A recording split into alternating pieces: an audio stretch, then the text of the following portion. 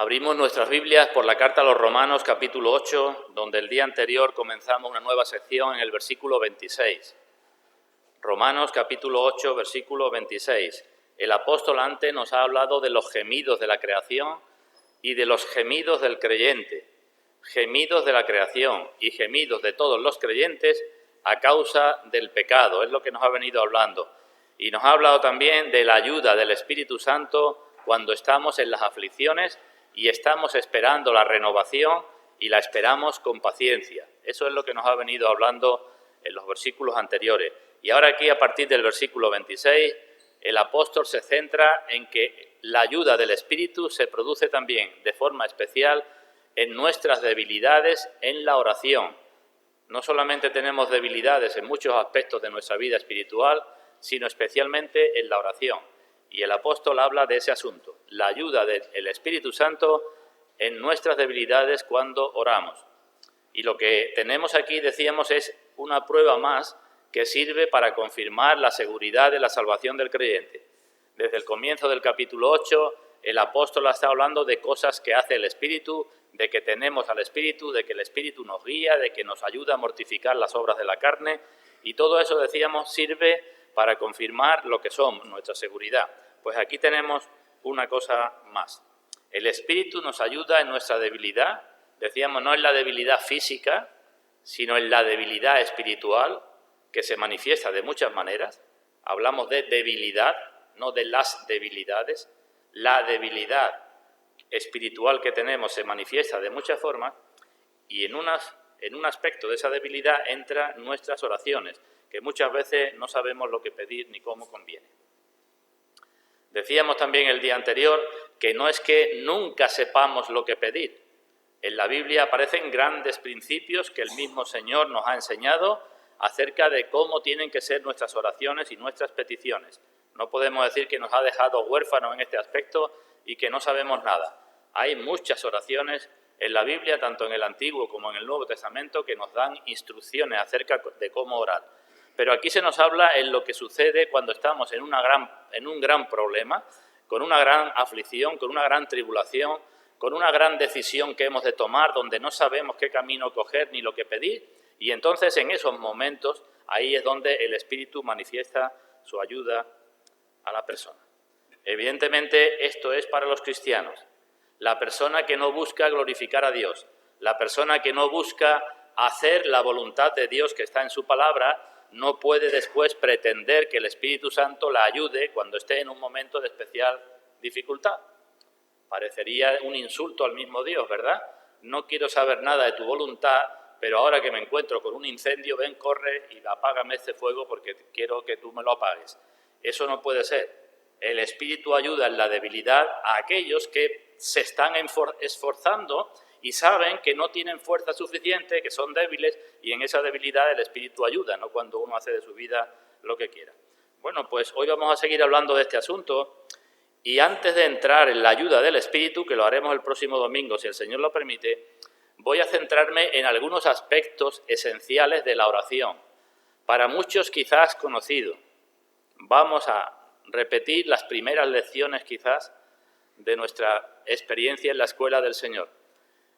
Aspectos esenciales de la oración, algunos quizás no tan conocidos, pero otros sí, pero que no quiere decir que por ser conocidos pues los practiquemos o estemos andando bien en ellos. En muchas ocasiones sabemos las cosas, tenemos el conocimiento intelectual, pero después no lo llevamos a la práctica. Y entonces, ¿para qué sirve aquello que conocemos? Así que vamos a ver algunos aspectos acerca de la oración, aspectos esenciales de la oración. Pero antes leamos la palabra, carta a los Romanos, capítulo 8, versículo del 24 en adelante, 24 al 27. Dice ahí la palabra de Dios: porque en esperanza fuimos salvos, pero la esperanza que se ve no es esperanza, porque lo que alguno ve, ¿a qué esperarlo? Eso es un razonamiento lógico, ¿verdad? Pero si esperamos lo que no vemos, con paciencia lo aguardamos. Ahí tenemos a los cristianos esperando y haciéndolo con paciencia. Y ahora dice, y este es el nexo, y de igual manera, igual que el Espíritu nos ayuda en otras cosas, y de igual manera el Espíritu nos ayuda en nuestra debilidad, Pues qué hemos de pedir como conviene no lo sabemos, pero el Espíritu mismo intercede por nosotros con gemidos indecibles. Mas el que escudriña los corazones sabe cuál es la intención del Espíritu, porque conforme a la voluntad de Dios intercede por los santos. Vamos a pedir la bendición de Dios. Vamos ahora. Padre nuestro, como decimos, te damos muchas gracias porque tú nos has dicho de muchas maneras y desde la antigüedad hasta con tu Hijo nuestro Señor Jesucristo y después con los apóstoles, tú nos has dicho de muchas maneras cómo hemos de orar y acercarnos a ti. Y te damos muchas gracias porque eso es posible únicamente por medio de nuestro Señor Jesucristo. Así que te damos muchas gracias porque nos has abierto el camino y porque nos has abierto también el entendimiento para que sepamos lo que hacer. Pero como hemos leído muchas veces, por nuestras debilidades y otras por nuestros pecados que mantenemos y otras por multitud de cosas que ni siquiera conocemos en nuestra naturaleza, muchas veces estamos ante ti con incertidumbre, con estupor, sin saber lo que decirte, sin saber lo que pedir, sin saber lo que hacer, sin saber cuál es la decisión correcta que hemos de tomar. Pero acabamos de leer que tu Santo Espíritu es el que nos ayuda en nuestra debilidad. Y si por lo antes te damos muchas gracias porque nos has mostrado el camino y el modo, muchas más gracias te damos también por esto, porque sabemos que no somos huérfanos tampoco en este campo y que podemos confiar y esperar en que tú nos guías por medio de tu Espíritu, aun cuando nosotros no sabemos ni que somos guiados, ni sabemos cuál es esa guía ni hacia dónde nos guía. Gracias porque en última instancia podemos descansar y confiar en ti a pesar de todas las cosas. Como hemos cantado, tú eres más grande que cualquier otra cosa, mucho más grande que todas nuestras circunstancias, y te damos gracias porque seas así, nuestro Dios y nuestro Padre, que con tu Santo Espíritu nos ayuda y nos guía y nos consuela en todas nuestras debilidades. Pedimos, Padre, la bendición de tu palabra en esta mañana para todos los presentes. Pedimos que sirva de consuelo y de guía para los cristianos o los que nos consideramos cristianos. Y si es tu voluntad también que con ella tú muestres la condición a aquellos que no te conocen, para que también formen parte de tu pueblo y pasen, como hemos leído y dijo David, de estar secos, de ser personas secas, a dar mucho fruto para la gloria de tu nombre. En el nombre y por los méritos de nuestro Señor Jesucristo. Amén. Así que vamos a hablar de nuestras oraciones, de aspectos esenciales en nuestras oraciones. Y lo primero que tenemos aquí es una aparente contradicción, o si queréis, por lo menos un misterio. Porque aquí hemos leído en el segundo versículo que el Espíritu, conforme a la voluntad de Dios, intercede por nosotros. Así que si el Espíritu es el que lleva nuestras oraciones, alguna persona puede hacerse la pregunta, entonces, ¿para qué orar? Si en última instancia Dios va a poner la oración en nuestro corazón y Dios la va a contestar cuando Él la pone, entonces ¿para qué vamos a orar? Si el mismo Señor Jesucristo dijo en una ocasión que nuestro Padre Celestial sabe de qué tenemos necesidad antes de que le pidamos, entonces ¿para qué vamos a orar? Si solamente serán válidas delante de Dios aquellas oraciones que sean conforme a su voluntad. ¿Qué propósito tiene orar? Así que debemos tener claridad en este asunto, porque algunos cristianos pueden pensar que como Dios es el que produce el querer y el hacer por su buena voluntad, pues ya nosotros no tenemos que hacer nada. Vamos a hablar entonces de eso. Ahora bien, os quiero hacer una confesión antes de empezar, una declaración. Y es que aunque normalmente estoy aquí enseñando, porque puedo tener a lo mejor cierta capacidad de enseñar, o porque puedo tener algún conocimiento intelectual o bíblico quizá un poco mayor que el vuestro, no quiero decir con esto que yo tenga superado todas las cosas que voy a decir ahora acerca de la oración. También evidentemente tengo mis luchas y lo que voy a decir ahora a vosotros, pues a mí también me lo digo. Y también necesito recordarme estas cosas porque también, bueno, pues a mí me sucede igual que a vosotros. Todos los cristianos somos delante de Dios indignos. Y si alguien es más indigno es el que enseña. Por eso dice Santiago que no nos hagamos maestros muchos de nosotros, porque más cuentas se nos van a pedir. Pero bueno, como el Señor dice, donde el pecado abundó, sobreabundó la gracia, y también en este asunto de la oración hemos de alabar la sabiduría de la ciencia de Dios y decir que por Él y para Él son todas las cosas y a Él sea la gloria por los siglos de los siglos. Amén. Así que, sin más dilación, entramos en los aspectos esenciales de la oración. Primera cosa, en primer lugar, creo que todos tenemos claro que en la Biblia se nos ordena orar. ¿Lo tenemos claro todo? El Señor dijo una parábola para que veamos la necesidad de orar y no desmayar. Y el apóstol Pablo, en primera carta a los tesalonicenses, nos dice, orad sin cesar. Así que es un mandamiento que tenemos en la Escritura. Por tanto, pregunto, si no cumplimos ese mandamiento, ¿cómo estamos? Y decimos, en pecado, como cada vez que no cumplimos cualquier otro mandamiento. No es que este mandamiento sea más importante o menos importante que otro, es un mandamiento de Dios para todo cristiano. Y el cristiano que no ora está en pecado, está en pecado. No digo que no nos cueste orar, no digo que entendamos todas las cosas acerca de la oración, no digo que nuestra cabeza no se vaya a otro sitio mientras que estamos orando, no digo que hagamos buenos propósitos y digamos, bueno, por la mañana como tengo que salir corriendo al trabajo con los niños o lo que sea, oraré por la noche y luego llega por la noche y estoy cansado y tampoco oro. No digo nada de eso. Lo que estoy diciendo es que es un mandamiento y cuando un cristiano no ora está en pecado. Y si está en pecado es muy difícil que después en su vida normal de cada día pues tenga discernimiento para ciertas cosas, porque está practicando el pecado. Y si no se arrepiente de eso, Juan nos dice en su primera carta que el que practica el pecado no es de Dios. Así que tendremos que tener cuidado con eso. Porque una cosa es que caigamos de vez en cuando y nos demos cuenta y se nos exhorte y nos arrepintamos, y otra cosa es que, por regla general, estemos viviendo en ese pecado, que también es un pecado. No es solamente el que roba todos los días está practicando el pecado. El que dice que es cristiano y no ora todos los días, o al menos intenta hacerlo todos los días, no cumple ese mandamiento, está en pecado, está desobedeciendo.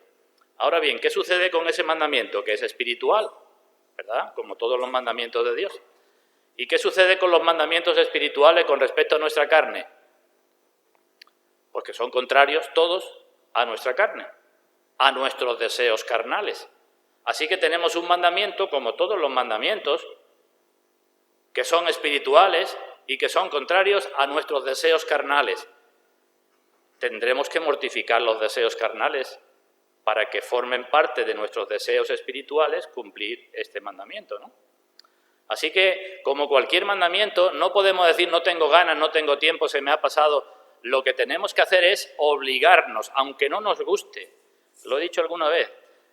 El cumplir los mandamientos de Dios al principio no le gusta a nuestra naturaleza carnal, lo rechaza porque son cosas espirituales para una persona carnal. Dice Pablo en el capítulo 7, lo comentamos un día, la ley es espiritual, pero yo soy carnal, vendido al pecado, decía Pablo.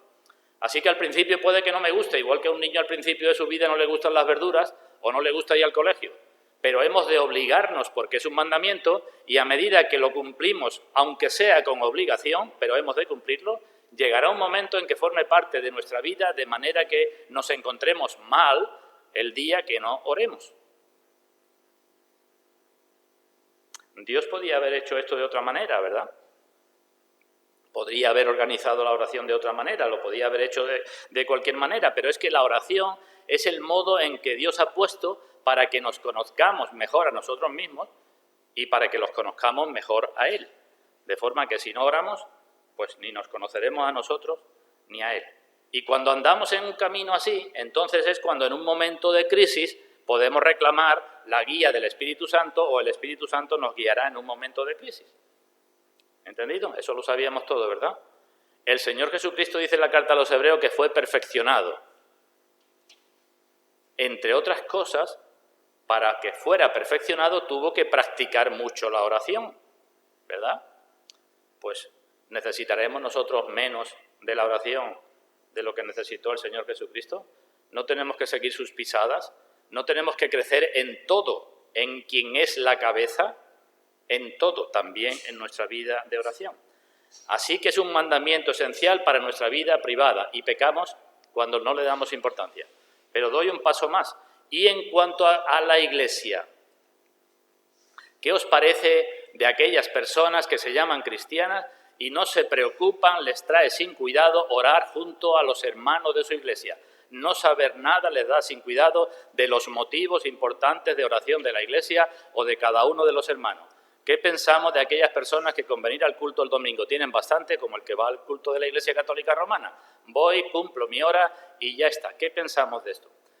Pues esa persona que actúa así, ¿cómo se encuentra? Y digo, no tengo otra respuesta más que la anterior, en pecado. En pecado, hermanos. Porque vemos en la Escritura que se nos dice que no dejemos de congregarnos, no dice los domingos nada más, y vemos que la primera iglesia funcionaba y se reunía con frecuencia en el partimiento del pan, en la comunión con unos con otros y en las oraciones, dice el libro de Hechos de los Apóstoles. Es costumbre en las iglesias evangélicas que al culto de oración venga el 10% de la iglesia. Pero eso no es correcto. Podemos tener circunstancias especiales, no digo que no. Una persona puede tener un trabajo a la hora del culto y no puedo venir. Una persona puede vivir lejos y no puedo venir. Una persona puede tener situaciones especiales, pero no puede ser esa la norma, porque es un mandamiento de Dios que oremos y que oremos juntos. Así que tendremos que analizar nuestras vidas también en este aspecto y ver qué es lo que hacemos. Así que es un mandamiento y el Señor nos pide que andemos en obediencia. Segundo aspecto, tiene que ver con la ayuda del Espíritu. Lo que acabamos de leer ahí en la carta a los Romanos, esa ayuda especial del Espíritu en la debilidad, ¿para quién es? Y decimos, solo para los verdaderos hijos de Dios. Creo que eso también está claro, ¿verdad?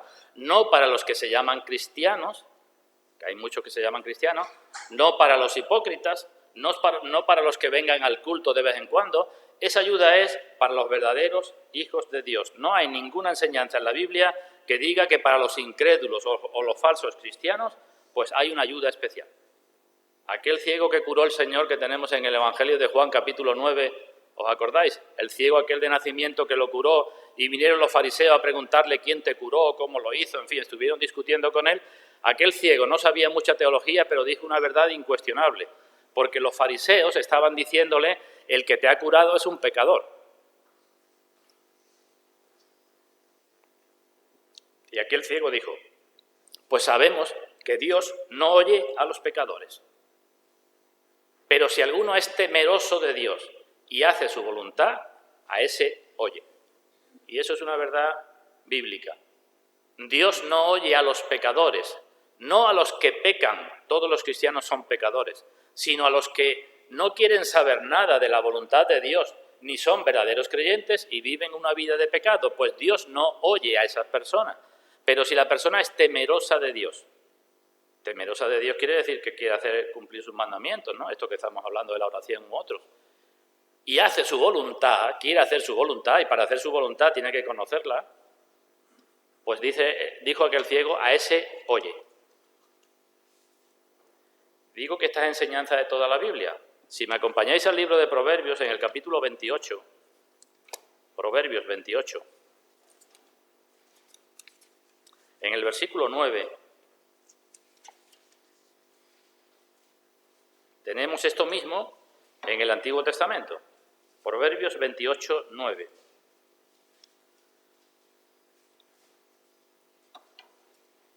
Dice, el que aparta su oído para no oír la ley,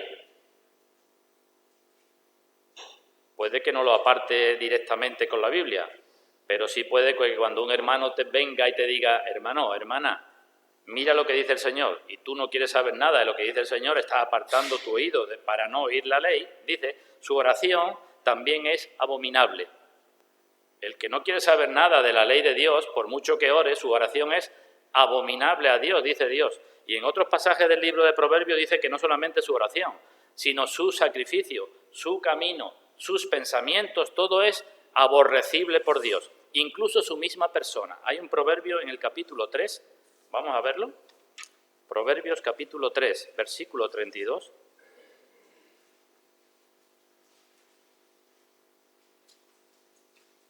Proverbios 3, 32 dice, porque Dios abomina al perverso. Lo abomina, lo aborrece, lo rechaza por completo, mas su comunión íntima es con los justos. Antes hablaba en el otro proverbio del que aparta su oído para oír. En otros lugares habla del impío y aquí habla del perverso. Claro, alguno puede decir, pues yo no soy impío ni soy perverso. ¿Cómo que no? Todas las personas normales que no son verdaderos creyentes, sean en la sociedad lo buena persona que sea, como marido, como mujer, como trabajador, como lo que sea, son delante de Dios impías y perversas, y sus oraciones y sus personas delante de Dios son abominables. Esto es la enseñanza de la Escritura. Solamente la ayuda la tienen los verdaderos hijos de Dios. Y esto que es tan sencillo se olvida hoy día por muchísimo que se llaman cristianos. Nos llegan noticias de reuniones de oración. Vamos a hacer una reunión de oración en Madrid o en Barcelona, donde sea. Una reunión de oración que vayan miles de personas. No importa la condición espiritual de la persona, no importa de que crean lo que deben de creer, no importa la fe que tengan, no importa si son de otra religión, si tienen otra fe, no importa. Lo importante es que haya muchas personas orando para ver si Dios resuelve el problema por el que están todos orando. Eso es antibíblico por completo. Parece como si Dios fuera Baal, el antiguo Baal, en la época de Elías, que estaba dormido o iba de camino o se le había olvidado y entonces cuanto más personas hubiera dándole voces, pues entonces era más fácil que se enterara. Ese no es nuestro Dios. Pero repito, hay muchas reuniones y mítines y reuniones de este tipo. Vamos a orar juntos, pero ¿quién va a orar juntos? ¿Quién va a ser escuchado por Dios? Vemos en el libro de Hechos que cuando la iglesia se reunía para orar eran unánimes, estaban unánimes juntos, tenían un mismo modo de pensar, una misma alma, eso significa unánimes, un mismo sentir con respecto a Cristo. Y entonces está claro, se reunían y oraban y sus oraciones eran contestadas. En el libro de los Salmos dice el Señor, invócame en el día de la angustia, te libraré y tú me honrarás o tú me glorificarás. Pero ahora dice David el contraste, pero al malo dijo Dios. ¿Quién es el malo? ¿El que está asesinando a gente? El no creyente. A ese le dice Dios, ¿qué tienes tú que hablar de mis leyes y que tomar mi pacto en tu boca? Pues tú aborreces la corrección y echas a tu espalda mis palabras. Si tú dices, aborreces la corrección, quieres seguir por tu camino y echas a tu espalda mis palabras, no pensarás que Dios echará a su espalda tus pecados. ¿Sabéis lo que digo, verdad? Dios dice en el libro del profeta Isaías que echará a sus espaldas nuestros pecados. Él carga con los pecados de sus hijos, si sus hijos son obedientes. Él carga con nuestros pecados. Pero aquella persona que echa a sus propias espaldas las palabras de Dios porque no quiere saber nada de ella, Dios le dice, ¿y tú qué tienes que ver conmigo? En cambio al creyente le dice, invócame en el día de la angustia y yo te libraré y te responderé y tú me glorificarás, dice. Ese es el objetivo. El verdadero creyente clama a Dios en el día de la angustia, pero no clama tanto para que le quite la angustia, sino para que Dios pueda ser glorificado. Y se quite o no se quite, glorifica a Dios. Y Dios dice, yo te oiré. Y cuando Dios quiera, yo te libraré y tú me glorificarás. Así que la enseñanza que tenemos en Romanos es para los hijos de Dios. Y solo los hijos de Dios son los que pueden esperar que la paz de Dios, que sobrepasa todo entendimiento, guarde sus corazones y sus pensamientos en Cristo Jesús. Cuando oramos dando gracias a Dios, cuando oramos sin estar afanosos por el problema, cuando oramos buscando glorificar a Dios, Dios dice, la paz de Dios te guardará tus corazones y tus pensamientos. El Espíritu Santo te guiará. Así que eso lo tenemos claro, ¿verdad? Si no se es creyente, no se tiene al Espíritu, no se tiene la guía, no se puede orar a Dios.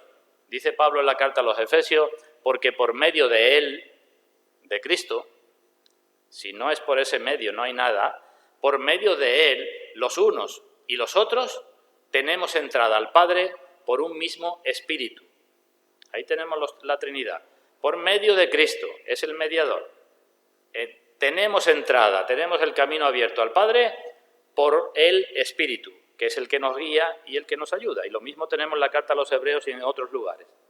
En el capítulo 10 de Hebreos dice, hermanos, teniendo libertad para entrar en el lugar santísimo por la sangre de Jesucristo, si no, no hay libertad para entrar en la presencia de Dios, teniendo esa libertad por la sangre de Jesucristo, dice, acerquémonos con corazón sincero, en plena certidumbre de fe, purificados los corazones de mala conciencia y lavados los cuerpos con agua pura.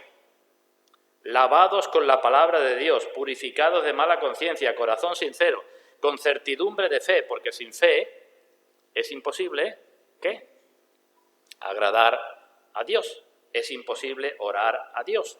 Job ya lo decía en la antigüedad, necesitamos un árbitro que ponga la mano entre Dios y nosotros. Así que el segundo aspecto, el primer aspecto es un mandamiento para todos, el segundo, solo el Espíritu Santo ayuda a los creyentes. Tercer aspecto de la oración. Volvemos a Romanos. Aquí, si hemos estado atentos a la lectura, se nos habla de gemidos, ¿verdad? Gemido de la creación antes, gemido del creyente, gemido del Espíritu Santo.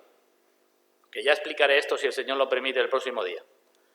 Bueno, pues algunos han sacado de aquí la conclusión de que las oraciones más espirituales, las mejores oraciones, son aquellas que solo contienen gemidos. Gemido indecible, es decir, un gemido interior sin palabras, y alguno dice, eso es lo más espiritual. Oraciones con gemidos. ¿Y qué decimos de esto? Que es falso. Eso es falso, porque la Biblia en otro lugar nos dice que oraremos con el espíritu, pero también con el entendimiento. Y la Biblia está llena de oraciones, el libro de los Salmos es un libro de oraciones, y de principio a fin está llena de oraciones de hombres y mujeres, oraciones audibles, con palabras y con cosas que pedían a Dios. Así que no podemos decir la oración con los gemidos es la superior y todas las demás están por debajo. Cuidado. El Señor, cuando le preguntaron y le dijeron los apóstoles, enséñanos a orar, nos dijo, pues mira, lo mejor es que digáis que gimáis y ya está. No, les dijo, oraréis así, estas palabras, entendiendo el significado de las palabras. Así que eso es lo que se nos dice en toda la Escritura. Si me acompañáis al libro del profeta Oseas, Oseas capítulo 14,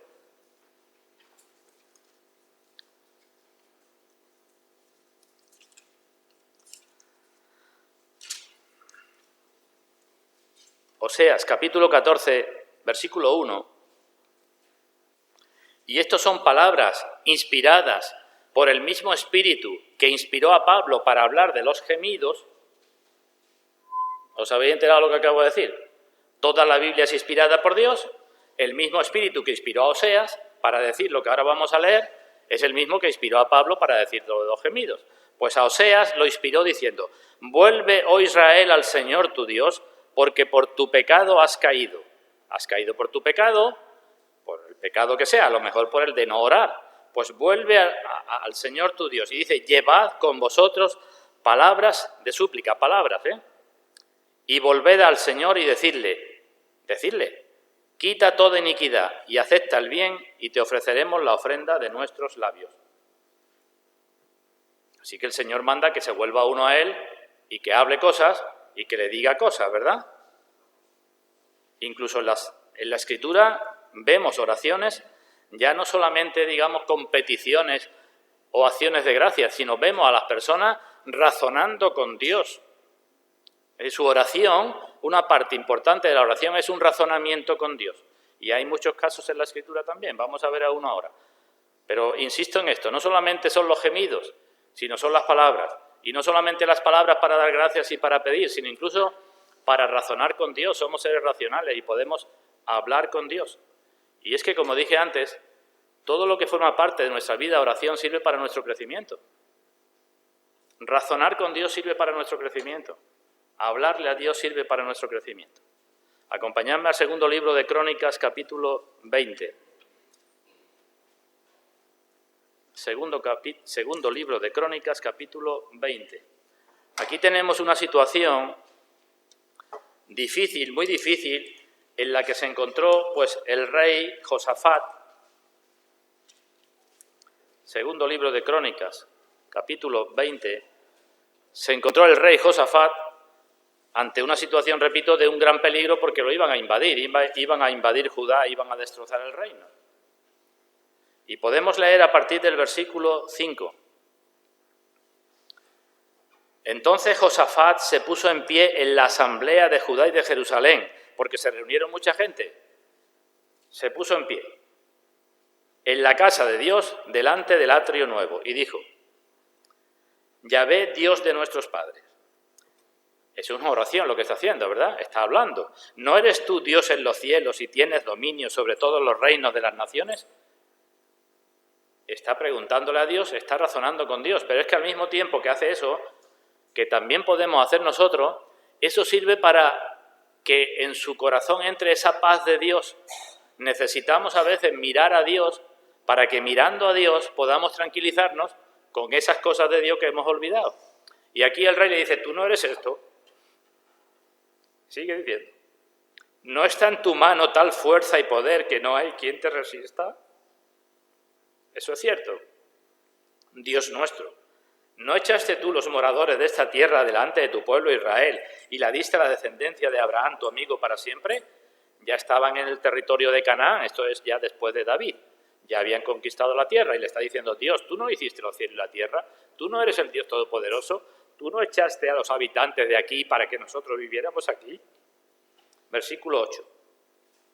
Y ellos, los descendientes de Abraham, han habitado en esta tierra y te han edificado en ella santuario a tu nombre, diciendo: si mal viniere sobre nosotros, o espada de castigo, o pestilencia, o hambre, nos presentaremos delante de ti, delante de esta casa y delante de ti, porque tu nombre está en esta casa, y a causa de nuestras tribulaciones clamaremos a ti, y tú nos oirás y nos salvarás. Todo eso es de antes.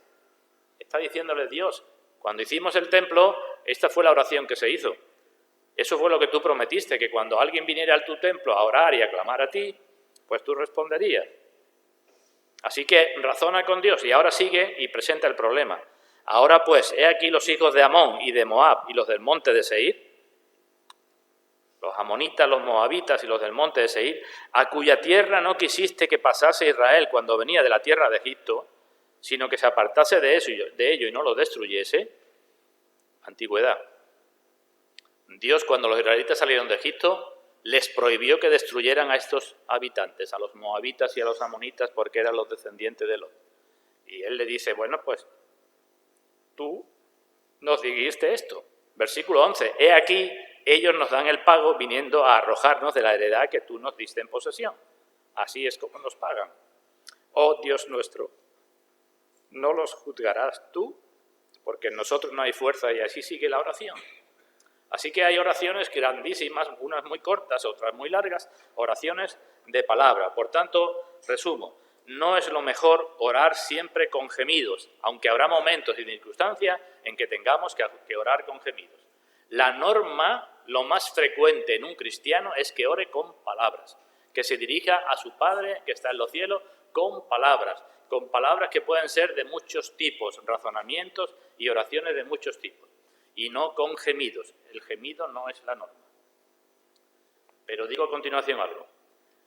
El cristiano que no sabe lo que es orar con gemidos, seguramente es un cristiano muy novato, muy débil, o puede que no sea cristiano. Lo repito.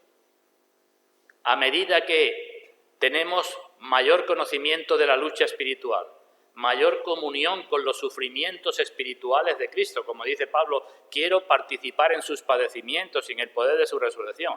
A medida que vamos avanzando en el camino de santidad, más conocemos de la lucha espiritual y en más de una ocasión tendremos en nosotros los mismos gemidos de Cristo. Tendremos comunión también con los gemidos de Cristo.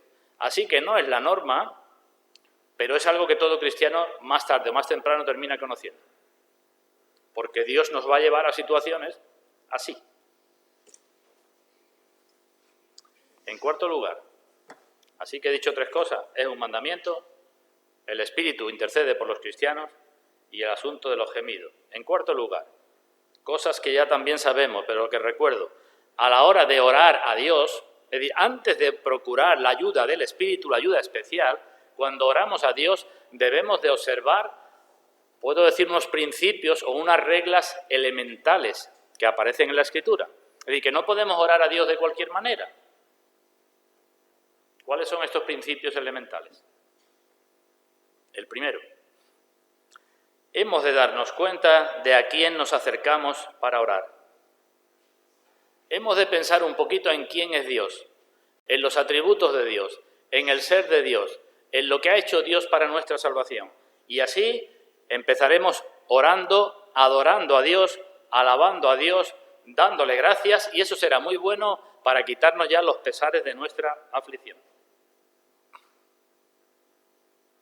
Primera cosa que no debemos olvidar, ¿a quién nos acercamos a orar? No es el compadre. Debemos hacerlo con temor y reverencia, aunque tengamos entrada por medio de Cristo, pero no es el compadre. Y si cuando nos convertimos oramos de cualquier manera como un niño pequeño, no debemos estar toda la vida orando de cualquier manera, debemos estar pendientes de a quién nos acercamos. ¿Vale? Así es un procedimiento para que la paz de Dios guarde nuestros corazones y nuestros pensamientos. En la oración que acabo de leer del rey Josafat tenemos esto, ¿verdad? Antes del rey decir nada, ¿en qué empezó a fijarse? Y dijo, en los atributos de Dios. No empezó, Dios, tú no eres el que hiciste los cielos y la tierra y todo lo que hay. ¿No tienes el poder sobre todas las cosas de forma que no hay nada quien te resista? Está fijándose en Dios, ¿verdad? Y lo mismo tenemos en el Nuevo Testamento. En una ocasión está en Hechos capítulo 4. Juan y Pedro fueron interrogados, encarcelados e interrogados, y se les prohibió que predicaran en el nombre de Jesús, porque habían hecho un milagro y toda la gente estaban atónitos y asombrados por el milagro que habían hecho, del cojo aquel que se sentaba en la puerta del templo. ¿Nos acordamos? Cogieron a Pedro y a Juan, lo encarcelaron, y al día siguiente, no tardaron mucho tiempo con ellos en la cárcel, querían interrogarlo. Y cuando lo interrogaron y vieron que no podía hacer nada, los despidieron y les dijeron, pero no prediquéis más en el nombre de Jesús. No se atrevieron a hacerle daño porque el pueblo estaba muy a favor de ellos. Pues cuando fueron a los suyos, Hechos capítulo 4, se reunió toda la iglesia y empezaron diciendo, oh Dios nuestro que estás en los cielos. Alzaron, dice así en el libro de Hechos capítulo 4, alzaron unánimes la voz a Dios y dijeron, soberano Señor. Es lo mismo que he leído en el Antiguo Testamento. Tú eres el Dios que hiciste el cielo y la tierra, el mar y todo lo que en ellos hay. Que por boca de David, tu siervo, y le citan una palabra de Dios del Antiguo Testamento. Y después dice, y ahora, Señor, mira sus amenazas, mira lo que nos está pasando, mira la situación. Y nos acordamos que dijeron a continuación.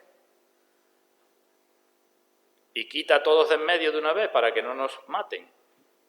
O ciérrales las bocas, o tráeles una enfermedad y que se queden todos en su casa y no nos acosen. ¿Qué dijeron? Pues mira ahora sus amenazas y concédenos que con denuedo hablemos tu palabra. Empezaron con Dios, con la grandeza de Dios, que es mucho mayor que todos nuestros problemas. Y cuando se recordaron a sí mismos quién era Dios, tuvieron mucho valor para lo que tenían que hacer. Así que es una regla que debemos de conservar. Otra regla que debemos de conservar, no perder de vista, es que las oraciones que Dios oye son las oraciones que son conforme a su voluntad. Sabíamos eso también todos, ¿verdad? Si pedimos que Dios sea glorificado, ¿oirá Dios esa oración?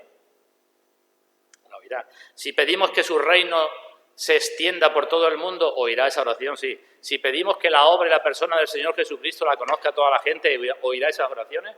La oirá. Pero ¿qué es lo que nos sucede? Que demasiadas veces estamos centrados en nuestros pequeños problemas, que son los más grandes del mundo y nosotros somos el centro del universo. Incluso nuestra vida debemos de mirarla como un pequeño problema.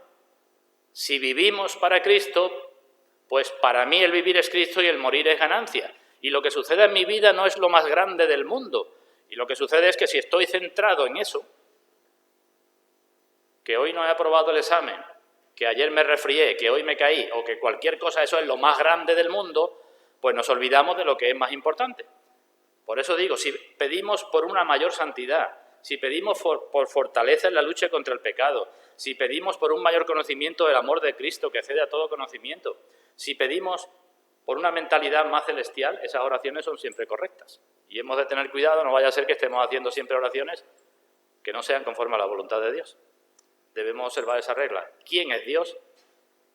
Y debemos buscar orar según la voluntad de Dios. Y tercera regla, que a Dios podemos acudir siempre con sus promesas. Eso es importante. Dios se ha comprometido, Dios ha dicho, por decirlo de alguna forma, se ha comprometido a obedecer lo que Él mismo ha dicho. Tiene un compromiso con sus hijos por medio de sus promesas. Tiene obligaciones para con nosotros, deberes que hacer con sus hijos. Y es bueno, por tanto, conocer su palabra para decirle a Dios, Dios, tú lo has dicho. No es que yo me lo estoy inventando, es que tú lo has dicho, tú dijiste esto. Tú dijiste que en esta circunstancia tú estarías conmigo. Señor, yo te pido que estés conmigo. Eso es lo que hace un niño con su padre cuando el padre le hace una promesa, no cuando está cabreado, no cuando está con ira. Porque muchas veces le podemos decir al niño, en vez de darle un azote, pues le decimos cualquier cosa para quitárnoslo de en medio, pero Dios no hace las promesas así. Dios cuando hace una promesa la cumple, ¿verdad? Y un niño pequeño, cuando su padre le ha hecho una promesa en bondad, pues el padre se alegra, pienso yo, cuando el niño viene y dice, papá, me dijiste que íbamos a ir de pesca, por ejemplo. ¿Cuándo vamos a ir? Cumple tu promesa. Dios no es hombre para que mienta, ni hijo de hombre para que se arrepienta. Así que he hablado de que es un mandamiento, de que solo es ayuda para los cristianos, de que los gemidos no, pero sí, ¿me entendéis? Y esta regla de Dios, su voluntad y sus promesas. Cuando oramos, Dios, su voluntad y sus promesas. Quinto aspecto importante en la oración. Voy cada vez más rápido. Quinto aspecto importante en la oración, el tema de la insistencia. ¿Hemos de insistir o no debemos de insistir en nuestras oraciones? Pues hay una insistencia que podemos llamar santa, y es buena, y hay otra insistencia que está llevada por nuestros deseos carnales, y es mala. Así que no puedo decir, insistir es malo y es bueno, depende de en qué estés insistiendo. Lo que sí tienes que tener cuidado es que si insistes en algo que está llevado por tus deseos carnales, no por la voluntad de Dios, por glorificar a Dios y por esas cosas, tienes que tener cuidado porque Dios te lo puede conceder y luego te vas a tirar de los pelos cuando te lo conceda. Mucho cuidado. Hay cosas que son lícitas, pero no convienen. Y hemos de tener cuidado. Yo puedo pedir con insistencia que Dios me dé un hijo que no me lo ha dado. Y insisto. Y no tengo en cuenta otras cosas más que mi deseo, como padre o como madre, es tener un hijo. Bueno, pues ten cuidado cuando te lo dé, porque a lo mejor luego te llevas toda tu vida diciendo, mira el hijo que me ha dado Dios. Evidentemente necesitamos tener discernimiento espiritual para saber cuándo hemos de pedir cosas o cuándo no las hemos de pedir. Tenemos el ejemplo de los israelitas en el desierto, con las codornices, ¿nos acordamos? Nuestra alma está ya cansada de este pan tan liviano. Era pan del cielo, pan de los ángeles, era el maná, pero ya estamos ya hartos. A ver si Dios nos da carne. Y dice el libro de los Salmos que codiciaron tanto la carne que Dios le dijo, os voy a dar carne hasta que os salga por la narices. Pero después, inmediatamente que empezaron a comerse esa carne, envió una mortandad sobre ellos y murieron muchísimos. A esto es lo que me hago referencia. La insistencia tenemos que hacerla con discernimiento y si bombardeamos a Dios con cosas que no convienen, puede que Dios nos las conceda para nuestro mal. Así que cuidado con la insistencia. Ahora bien, en este asunto, como en todos nos equivocamos. Yo el primero. ¿Qué tenemos que hacer cuando hemos estado orando con insistencia por algo y Dios, no en demasiado furor, nos ha concedido ese algo y hemos comprobado que ese algo ha sido para nuestro mal? No para nuestro mal, sino para nuestro arrepentimiento. Nos ha llevado al arrepentimiento, nos ha llevado a que comprobemos que lo que estábamos pidiendo no es tan correcto. ¿Me entendéis lo que estoy diciendo, no? Porque a los que aman a Dios todas las cosas les son para bien, aun cuando Dios me azote. Si he estado con insistencia pidiendo y Dios me lo ha concedido y después he visto el resultado y he aprendido algo, pues entonces bienvenido sea. Todos aprendemos así, es que somos así. Es que no aprendemos cuando el hermano me dice no vayas por ese camino, que yo ya me he tropezado 20 veces. Decimos, no, yo me voy a tropezar, yo por ahí.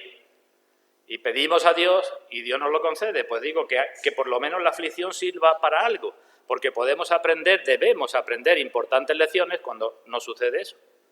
Cuando pedimos, y pedimos mal, y Dios nos da, y después nos arrepentimos, pues por lo menos que aprendamos de ahí lecciones. Lo que tenemos que ser es sinceros delante de Dios y con sinceridad decirle, Señor, yo quiero hacer tu voluntad. Y que cuando me muestre su voluntad, aunque sea contraria a lo que yo pensaba, a lo que yo creía, que no diga, es que ahora ya la voluntad esa, eso es lo que debemos de ser, sinceros delante de Dios para hacer su voluntad. Mirad lo que decía Lutero en relación con este asunto. Decía, no es una mala señal si nuestras peticiones parecen tener el resultado contrario de lo que habíamos esperado. No es una mala señal si nuestras peticiones parecen tener el resultado contrario de lo que esperábamos. Y sigue diciendo, así como no es una buena señal si con nuestras oraciones todo nos sale a pedir de boca. No es una mala señal si no nos sale como queríamos, ni es una buena señal de que nos salga como queríamos. Cuidado. En sexto lugar, hay que tener presente también. Aquí voy a decir muy poco y os remito a todos a que leáis el libro de la soberanía de Dios de Arthur Pink. Hay un libro, creo que algunos lo habéis leído, se llama La soberanía de Dios y tiene un capítulo dedicado exclusivamente a la soberanía de Dios en la oración. Y ese capítulo, si lo leemos, aprenderemos cosas acerca de cómo debemos orar. Bueno, pues sexto aspecto que cito simplemente, y remito a ese libro, que Dios es soberano cuando oramos. Y que no nos olvidemos de eso, que Dios es soberano y hace, ¿qué hace? Lo que quiere. ¿Es lícito orar por nuestros familiares que no son creyentes? Es lícito. ¿Podemos poner delante de Dios las promesas como la que le dijo al carcelero de Filipos, cree en el Señor Jesucristo y serás salvo tú y tu casa? La podemos poner delante del Señor, pero cuando hayamos orado buscando la voluntad de Dios y haciendo todas las cosas bien, no podemos pensar que tenemos derecho a que Dios funcione o responda como yo quiero, porque Dios es soberano y hará lo que Dios quiera. ¿Entendido? Dios puede hacer que unos padres cristianos, todos sus hijos sean cristianos, y puede hacer que en otros padres cristianos ningún hijo sea cristiano. Y no porque unos sean mejores que otros, porque Dios es soberano y hace lo que quiere. Evidentemente tenemos promesas para que enseñe al niño en su camino y cuando fuere viejo no se apartará de él. Si tú enseñas a tu hijo fuera de los caminos de Dios, será más difícil de que tengas un hijo cristiano. Pero porque lo enseñe en los caminos de Dios, eso no es ninguna garantía ni ningún derecho tuyo para que luego vayas a Dios y le digas, es que mira, que lo estoy enseñando así. Dios es soberano, no se nos olvide eso. Y tenemos que aprender a agachar la cabeza delante de Dios. Y hemos de tener cuidado porque muchas veces creemos que con nuestros argumentos ya vamos a obtener el resultado que deseamos. Dios sigue estando en el trono y nosotros estamos muy por debajo. Y tendremos que decir a todo lo que Él haga, amén. Me guste o no me guste, qué sé yo de los planes de Dios, de la providencia de Dios, de lo que Dios quiere hacer con mis hijos, con mis padres, con mi familia o con quien sea, yo que sé, que sabemos.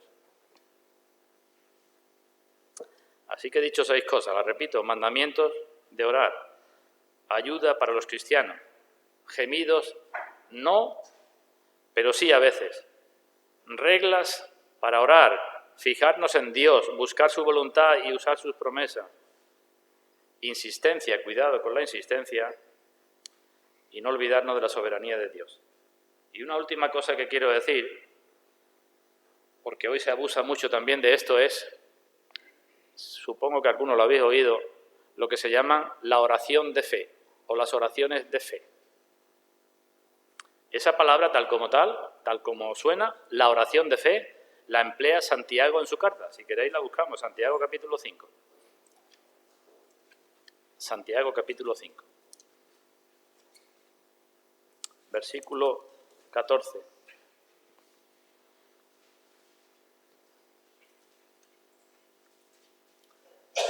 Santiago 5:14. ¿Está alguno enfermo entre vosotros? Llame a los ancianos de la Iglesia y oren por él, ungiéndole con aceite en el nombre del Señor, y la oración de fe salvará al enfermo y el Señor lo levantará.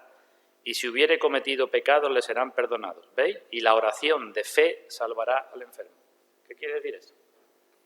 Porque muchos, repito, cambian las palabras de la Biblia y lo que dicen es que no se tienen las respuestas que queremos en las oraciones porque no tenemos fe. Porque si fuera una oración de fe, entonces tendríamos cualquier cosa. Y argumentan, ¿no dijo el Señor Jesucristo que si tuvierais fe como un grano de mostaza le diríais a este monte apártate y métete en el mar y el monte se quitaría? ¿No dijo eso? Pues esa es la oración de fe. Entonces, ¿qué hemos de entender por eso? Y repito que hay mucha mala enseñanza acerca de esto. Pues la oración de fe no es, como dicen algunos, tú te tienes que convencer. Convéncete a ti mismo de que algo va a suceder. Y cuando te convenzas a ti mismo y estés plenamente convencido, tengas plena fe, entonces pídelo, que eso se va a cumplir. Eso es contrario a todo lo que dice la Biblia. No consiste en lo que nosotros nos convenzamos o nos manipulen a otros psicológicamente. No consiste en eso la oración de fe. La oración de fe es la ayuda especial que hace el Espíritu, que pone en el corazón y en la mente un tema determinado con tal seguridad y con tal insistencia que es lo que luego se va a cumplir. ¿Entendido? Son dos cosas muy distintas. Vuelvo otra vez al caso de Pedro y Juan, cuando curaron a aquel cojo. Estaba el hombre cojo sentado en la puerta del templo, ¿verdad? Llegaron Pedro y Juan, fijaron en él los ojos. Y él les pidió dinero y Pedro dijo, no tengo ni oro ni plata, pero de lo que tengo te doy, ¿verdad? En el nombre de Jesús de Nazaret, levántate y anda. ¿Qué le estaba diciendo Pedro que hiciera? Algo que sabía Pedro que el hombre no podía hacer, ¿verdad? ¿Por qué se lo dijo? Pues esta es la oración de fe, porque el Espíritu Santo, del cual dice estaba lleno, le puso en su corazón eso. Y cuando el Espíritu Santo te pone algo con plena certidumbre, tú puedes orar por eso, porque es que Dios ya te ha dado seguridad de que eso se va a cumplir. Esa es la oración de fe. No es que falte fe. Puede ir un anciano y orar a un enfermo y ungirle con aceite y la persona no sanar. No quiere decir que todos los que sean ungidos con aceite por los ancianos sanen. Los milagros de sanidad que vemos en la Escritura no son los que se dan ahora. Lo que se hace ahora es una completa farsa. Es una burla de lo que tenemos en la Biblia. ¿Qué tiene que ver el que se diga los jueves a las 8 de la tarde ir a tal sitio que es la hora de los milagros de sanidad? No vemos eso en la Escritura en ningún sitio, ¿verdad? Que alguien diga el jueves a las 8 de la tarde, entonces voy a demostrar la fe que tengo y voy a curar a personas que están enfermas o que están, en fin, que tienen un problema. ¿Qué tiene que ver eso con las sanidades que aparecen en el libro de Hechos, lo que tenemos en el Nuevo Testamento? No tiene que ver nada, ¿verdad? El mismo Pablo también curó a otro hombre en Listra, Hechos capítulo 14, y hizo lo mismo. Fijando en él los ojos, es decir, fue lleno del Espíritu Santo. El Espíritu Santo no iban curando los apóstoles a todos los cojos que veían por allí, ¿verdad? Se nos han dado algunos milagros, pero no todos. Y mucho menos decían los apóstoles, pues pasado mañana venid por la tarde que aquí vamos a hacer milagritos. No es eso. ¿Entendemos la oración de fe? Pues termino entonces. ¿Qué aplicación final de todo esto? ¿Qué aplicación final sacáis, hermanos? He dicho que es un mandamiento, he dicho que el Espíritu Santo ayuda solamente a los creyentes, he hablado de que nos llevará por un camino donde a veces tendremos que gemir, he hablado de buscar a Dios, pensar en Dios, en su voluntad, en sus promesas, he hablado del cuidado con la insistencia, no vaya a ser insistencia carnal, he hablado de la soberanía de Dios y de la oración de fe. ¿Qué conclusión sacamos de todo esto para nuestra vida, para práctica de nuestra vida? Pues la que he dicho al principio, que todo esto no sirve de nada si no me lleva a orar más. La conclusión de todo es que hemos de esforzarnos por orar más. Y lo que a vosotros digo, a mí también me lo digo. Hemos de esforzarnos por orar más, porque Dios dice, me buscaréis y me hallaréis cuando me busquéis de todo corazón, y entonces yo haré con vosotros, yo sé los pensamientos que tengo acerca de vosotros, que están muy por encima de vuestros pensamientos. La oración es el método que Dios ha usado, que Dios ha establecido, para que nosotros nos conozcamos mejor, vayamos cambiando nuestras oraciones, pidamos cada vez las cosas que son más conformes a la voluntad de Dios, conozcamos más a Dios, para que andemos cada vez más en santidad. Ezequiel escribió en su capítulo 36, aún seré buscado por la casa de Israel, seré solicitado para hacerles esto. ¿Nos acordamos de eso? Hay un capítulo donde a la mitad del capítulo dice Dios, y esparciré sobre ellos agua pura, y limpiaré y les daré un corazón nuevo, y haré esto y haré lo otro. Dios promete muchísimas cosas. Pero dice, pero seré buscado por la casa de Israel para hacerles esto. Y estos eran cosas grandiosas y promesas de Dios, pero tenían que ser buscados por la casa de Israel. Así que no sirve de nada que aprendamos muchas cosas si no las llevamos a la práctica. Y hemos de esforzarnos para que luego el Espíritu Santo bendiga nuestros esfuerzos. Leemos finalmente un salmo, Salmo 116.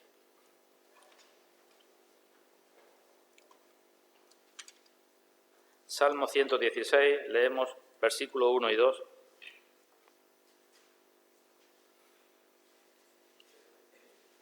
Salmo 116.